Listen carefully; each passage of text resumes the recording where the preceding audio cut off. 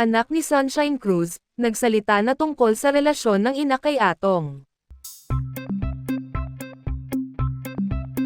Sa gitna ng kontrobersya at usap-usapan sa social media, nagbigay na ng pahayag ang isa sa mga anak ni Sunshine Cruz tungkol sa di umano'y relasyon ng kanilang ina sa negosyanteng si Atong Ang. Ayon sa anak ni Sunshine, walang katotohanan ang mga kumakalat na balita at malinaw na tsismis lamang ang mga ito. Sa kanyang pahayag, ipinaabot niya ang kanilang saloobin bilang pamilya.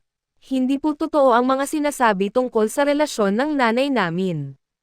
Masaya po kami at tahimik ang aming pamilya. Sana ay huwag na pong bigyan ng kulay ang mga bagay na wala namang basehan, aniya.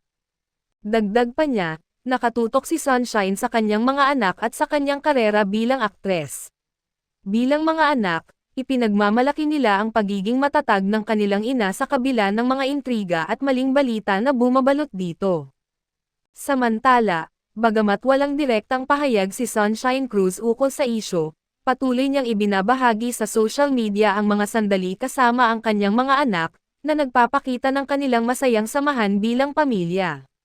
Ilang netizens din ang nagpahayag ng suporta sa aktres, na hinihimok siyang huwag pansinin ang mga negatibong espekulasyon. Sa kabila ng mga tsismis, nananatiling tahimik si Atong Ang ukol dito. Gayunpaman, patuloy na nanawagan ang pamilya Cruz sa publiko na tigilan ang pagpapakalat ng maling impormasyon at respetuhin ang kanilang pribadong buhay. Patuloy na sinusubaybayan ng media at publiko ang balitang ito, ngunit nananatiling malinaw ang panawagan ng pamilya bigyan sila ng kapayapaan at privacy.